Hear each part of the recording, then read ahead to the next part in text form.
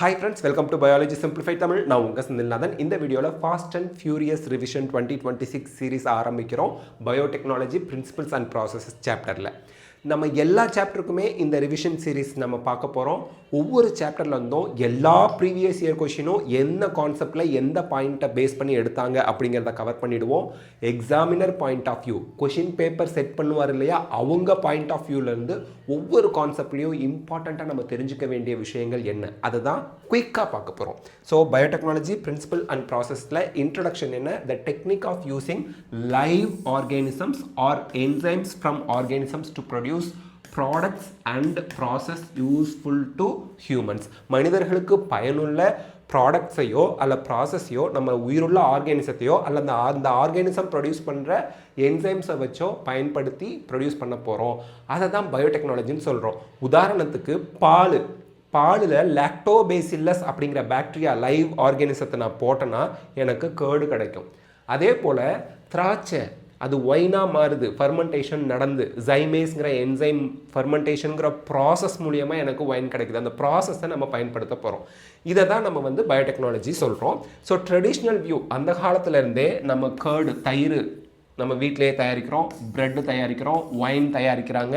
இது எல்லாத்துலேயுமே micro organism பலாயிரக்கணக்கான வருஷத்துக்கு முன்னாடி இருந்தே பயன்படுத்திக்கிட்டு வரோம். ப்ரெட் ப்ரொடக்ஷன், ஒயின் ப்ரொடக்ஷன், இது எல்லாத்துலேயுமே நம்ம கண்டினியூஸாக யூஸ் பண்ணிக்கிட்டு வரோம். அப்போ இருந்தே பயோடெக்னாலஜி இருக்குது. Modern view, European Federation of biotechnology தான் EFB சொல்கிறோம். அவங்க என்ன பயோடெக்னாலஜியை டிஃபைன் பண்ணுறாங்க அப்படின்னா, த இன்டகிரேஷன் ஆஃப் நேச்சுரல் சயின்ஸ்னால் biology, natural science and organisms, cells, parts thereof and molecular analogs for products and services. இதெல்லாம் நம்ம பயன்படுத்தி நம்ம பயோடெக்னாலஜி மூலியமாக வரக்கூடிய ப்ராடக்ட்ஸ் அண்ட் சர்வீசஸை எடுத்துக்கிறோம். அதுதான் நம்ம டெஃபினேஷன் ஆஃப் பயோடெக்னாலஜியாக நம்ம யூரோப்பியன் ஃபெடரேஷன் ஆஃப் பயோடெக்னாலஜி சொல்லியிருக்காங்க. இதெல்லாம் நல்லா ஞாபகம் வச்சுக்கணும். Core principles of modern biotechnology அப்படின்னு பார்க்கும்போது 2 இருக்குது. அந்த 2ல் முதல்ல வரது ஜெனட்டிக் இன்ஜினியரிங், ரெண்டாவது பயோ ப்ராசஸ் இன்ஜினியரிங். ஜெனட்டிக் இன்ஜினியரிங்கில் என்ன பண்ண போகிறோம், techniques to alter the chemistry of genetic material. Genetic material அப்படிங்கிறது என்ன, DNA அல்லது RNA, அதோட கெமிஸ்ட்ரியவே மாற்றிடுவீங்க. அதாவது அதில் இருக்கக்கூடிய சீக்வன்ஸில் சேஞ்சஸை ஏற்படுத்துவீங்க. to introduce them into host organism. So genetic மெட்டீரியலை சேஞ்ச் பண்ணதுக்கப்புறம் ஆல்டர் பண்ண ஜெனட்டிக் மெட்டீரியலை நீங்கள் ஒரு ஹோஸ்ட் ஆர்கானிசத்துக்குள்ளே செலுத்துவீங்க. அப்படி செலுத்தும் போது அந்த ஹோஸ்ட் ஆர்கானிசத்தோட ஃபீனோடைப், அது எக்ஸ்பிரஸ் பண்ணுற கேரக்டரில் மாற்றங்கள் வருது. அதுதான் ஜெனட்டிக் இன்ஜினியரிங். அதே பயோ ப்ராசஸ் இன்ஜினியரிங்னா என்ன, இப்போ ஹோஸ்ட் ஆர்கானிசத்துக்குள்ளே நீங்கள் சேஞ்ச் பண்ண ஆல்டர் பண்ண டிஎன்ஏவை உள்ளே அனுப்பியிருக்கீங்க. இது புதுசாக ஒரு ப்ராடக்டை ரிலீஸ் பண்ணுது. அது ப்ரோட்டீனாக இருக்கலாம், என்சைமாக இருக்கலாம். அதை நீங்கள் அப்படியே எடுத்து பயன்படுத்த முடியாது, பியூரிஃபை பண்ணி தான் பயன்படுத்த முடியும். அதே போல் லார்ஜ் ஸ்கேலில் தயாரித்தா தான் நிறைய பெரிய பாப்புலேஷன் இருக்குது வேர்ல்டு ஃபுல்லாக, எல்லாருக்குமே கிடைக்கிற மாதிரி பண்ண முடியும். So maintenance of sterile, microbial contamination free, pathogenic disease causing organism, bacteria fungi எல்லாம் வளர்ந்துடக்கூடாது. இந்த ப்ராசஸ் பண்ணும்போது எல்லாமே லெபார்ட்டரியில் பண்ணுறோம் அல்லது இண்டஸ்ட்ரியல் லெவலில் பண்ணுறோம். அப்படி பண்ணும்போது ஸ்டிரைல் கண்டிஷனை நீங்கள் மெயின்டைன் பண்ணணும். ஸ்டிரைல்னா பேத்தோஜெனிக் ஆர்கானிசம் இல்லாமல் இருக்கிறது. to enable the growth of only the desired microbe, நமக்கு தேவையான, நமக்கு யூஸ்ஃபுல்லாக இருக்க தேவையான மைக்ரோ ஆர்கானிசம் மட்டும்தான் வளரணும். அல்லது யூகரியாட்டிக் செல்லாக இருக்கலாம். இதை லார்ஜ் குவான்டிட்டிஸில் வளர்க்க போகிறோம். எங்கள் ஸ்டிரைல் கண்டிஷனில். அதை தான் நம்ம பயோ ப்ராசஸ் இன்ஜினியரிங் அப்படின்னு சொல்கிறோம். ஸோ இந்த 2 தான் மெயின் 2 டெக்னிக்ஸுங்க பயோடெக்னாலஜியில். அடுத்து tools of recombinant DNA technology. இதை நம்ம சுருக்கமாக RDNA டெக்னாலஜின்னு சொல்லுவோம். ஜெனட்டிக் இன்ஜினியரிங்கோட இன்னொரு பெயர் தான் RDNA டெக்னாலஜி, மறந்துடக்கூடாது. Recombinant DNA technology is genetic engineering to create RDNA. இப்போ RDNAனா என்னன்னு நான் உங்களுக்கு சொல்லிடுறேன், எழுதி வச்சுக்கோங்க. எப்போவுமே வீடியோ பார்க்கும்போது பேப்பரும் பேனாவும் கையில் இருக்கணும். இம்பார்ட்டண்ட்டாக சொல்கிறத நோட் பண்ணிக்கிட்டே இருக்கணும். RDNAங்கிறது vector DNA plus foreign DNA. Vector DNA plus foreign டிஎன்ஏவை தான் நம்ம RDNA, ரீகாம்பினன்ட் DNA அப்படின்னு சொல்லுவோம். ஃபாரின் டிஎன்ஏங்கிறது இன்சுலின் சிந்தசைசிங் டிஎன்ஏவோட ஜீனாக இருக்கலாம், விட்டமின் ஏவை சிந்தசிஸ் பண்ணுற ஜீனாக இருக்கலாம். அதை ஃபாரின் டிஎன்ஏன்னு சொல்லுவோம். அதை கேரி பண்ணிட்டு போய் ஹோஸ்ட்டுக்குள்ளே கொண்டு போய் வைக்கணும் இல்லையா, அதுக்கு ஹெல்ப் பண்ணுறவன் தான் vector. So vector plus foreign DNA தான் RDNA.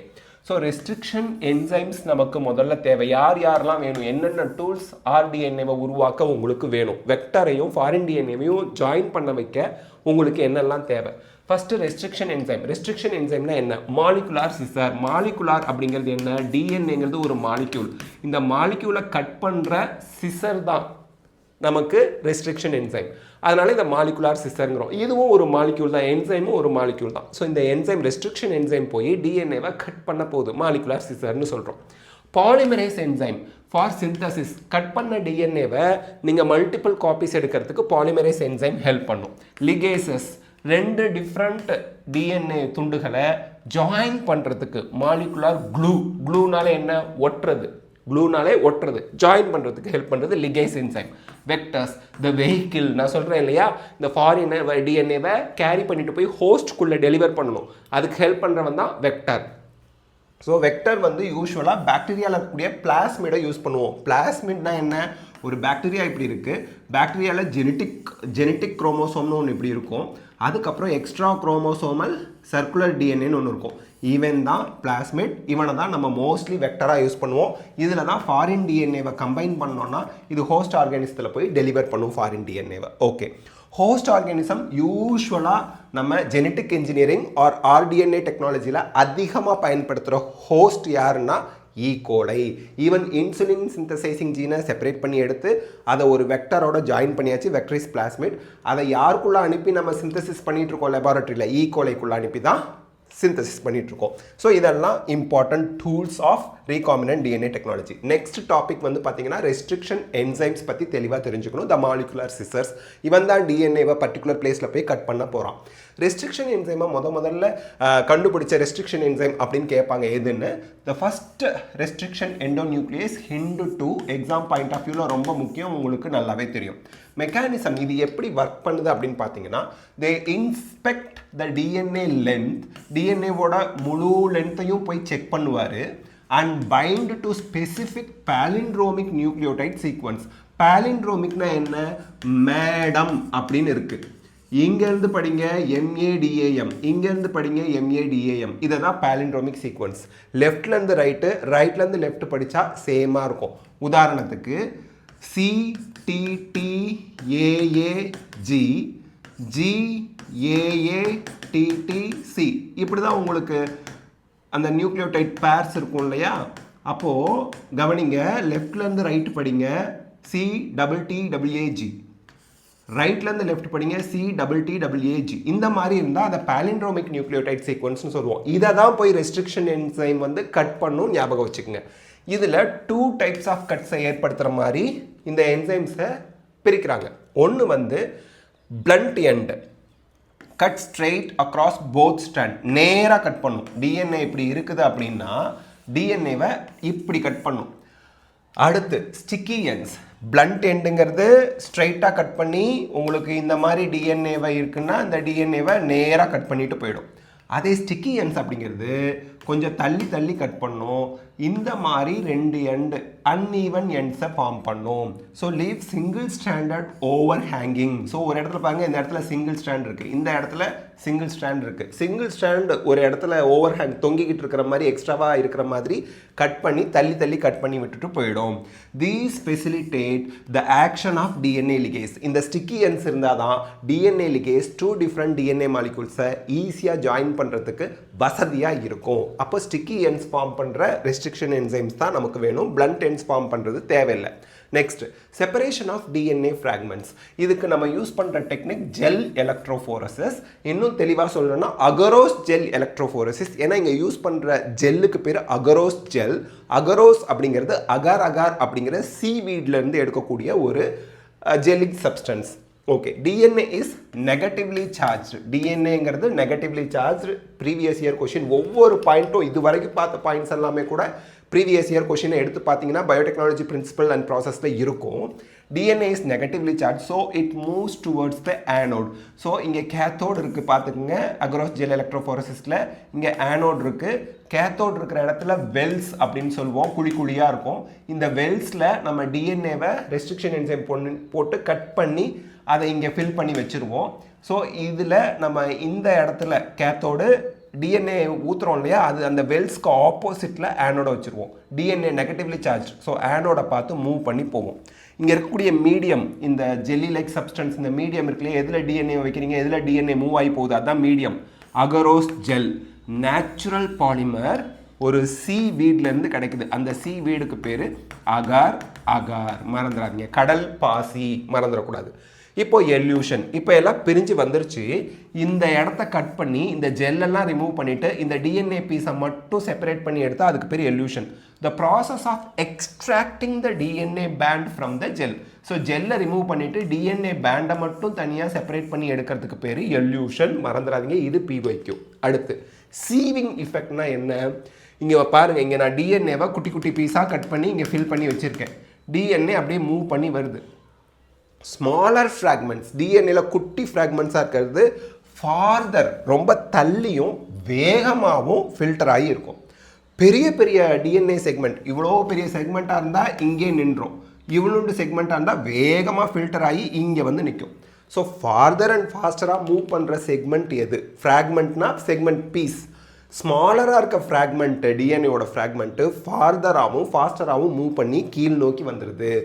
லார்ஜராக இருக்கிற ஃப்ராக்மெண்ட்ஸு மேலேயே நின்றுது.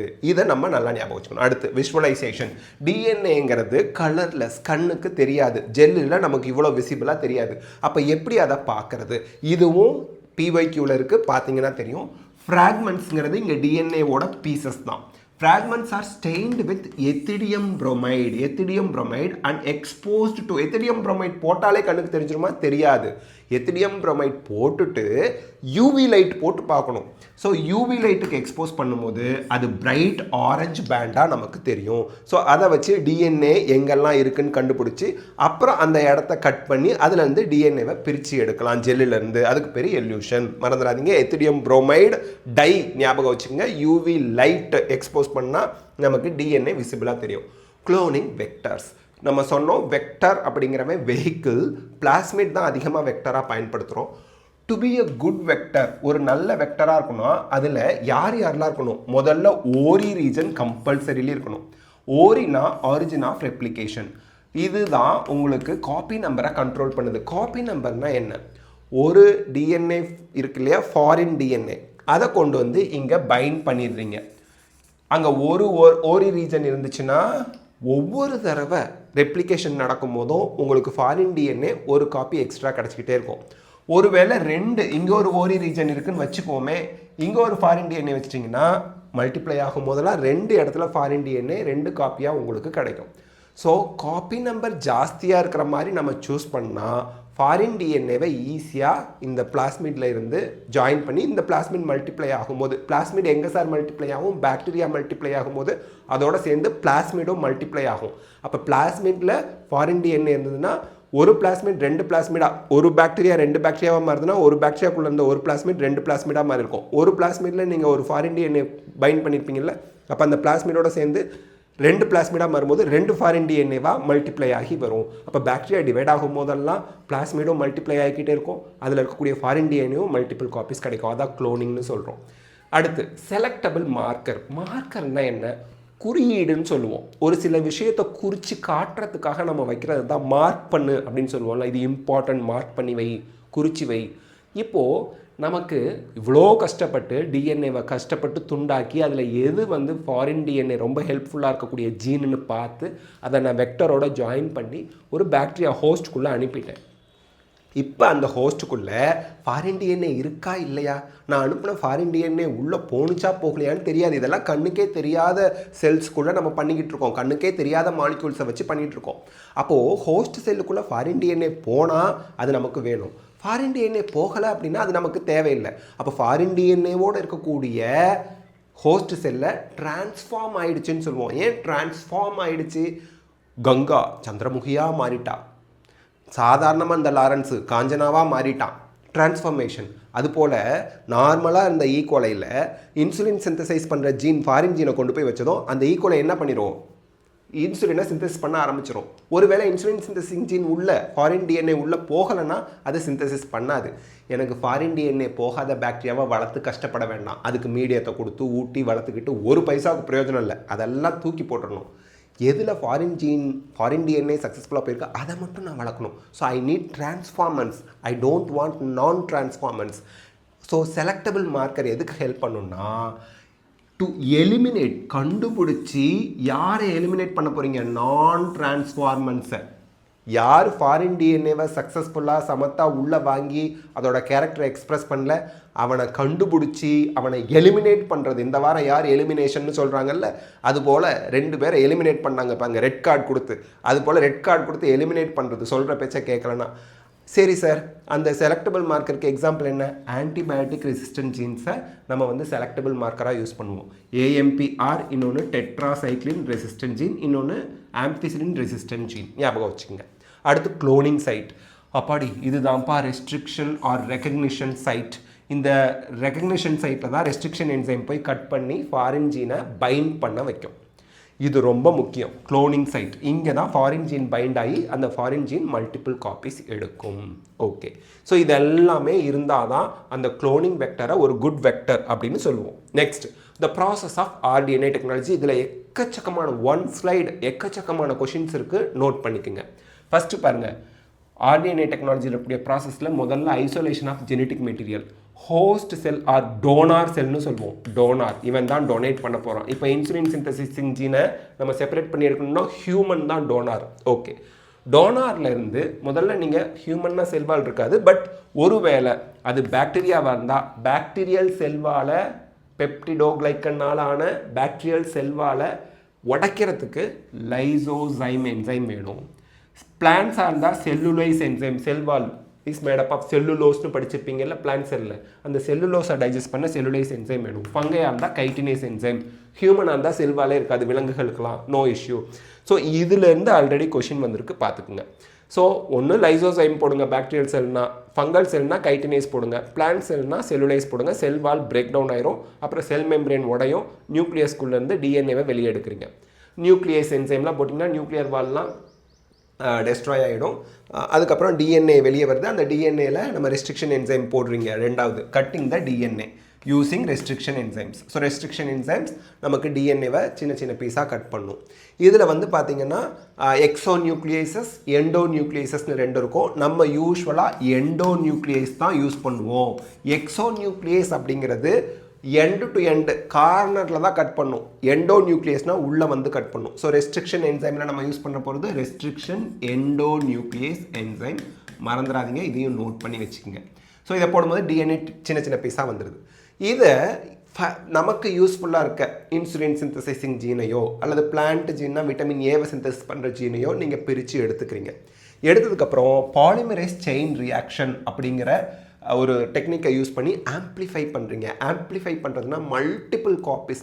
பில்லியன்ஸ் ஆஃப் காப்பீஸ் கோடிக்கணக்கான காப்பீஸ் அந்த ஃபாரின் டிஎன்ஏவை பிரித்து எடுத்ததை எடுத்துக்கிறீங்க ஏன் இது வரைக்கும் ஒரு ஹோஸ்ட் ஆர் டோனார்க்குள்ளே இருந்து நம்ம எடுத்த டிஎன்ஏவை கட் பண்ணி நமக்கு தேவையான ஃபாரின் டிஎன்ஏவை கண்டுபிடிச்சி எடுக்கிறதுக்கே எக்கச்சக்கமான டைமும் மணியும் செலவாயிருக்கும் அப்போ அதை நம்ம பாதுகாப்பாக ஃபர்தராக பல வருஷத்துக்கு யூஸ் பண்ணணும்ல அப்போ அதை பில்லியன்ஸ் ஆஃப் காப்பீஸ் கோடிக்கணக்கான காப்பீஸ் எடுக்கிறதுக்கு பயன்படுத்துகிற technique PCR technique so making billions of copies of the DNA of interest நமக்கு தேவையான டிஎன்ஏவை மட்டும்தான் காப்பி எடுப்போம் லிகேஷன்னா ஜாயினிங் அப்படின்னு அர்த்தம் ஜீன் ஆஃப் இன்ட்ரெஸ்ட்டை தான் நம்ம ஃபாரின் டிஎன்ஏ அப்படின்னு சொல்லுவோம் டோனார் கிட்டேருந்து வந்தது டோனார் டிஎன்ஏன்னு சொல்லலாம் foreign DNA or gene of interest அதையும் வெக்டரையும் ஜாயின் பண்ணிட்டீங்க அப்படின்னா உங்களுக்கு RDNA வந்துருச்சு so vector plus foreign DNA or vector plus gene of interest சேர்ந்தால் RDNA வந்துடும் joining the genes of interest with vector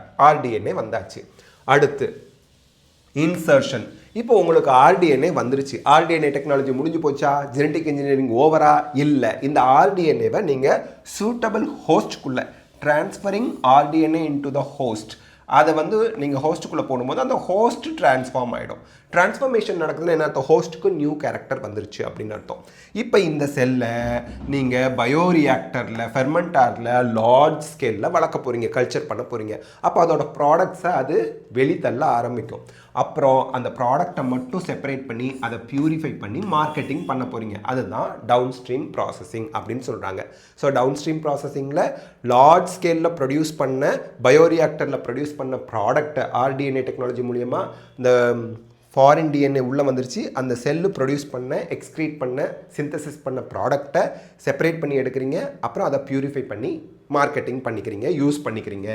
இது தாங்க the process of RDNA technology. Next, polymerase chain reaction சொன்னீங்க சார், பில்லியன்ஸ் ஆஃப் காப்பீஸ் நீங்கள் gene of இன்ட்ரெஸ்ட்டை எடுப்பீங்க அப்படின்னு. அது என்ன?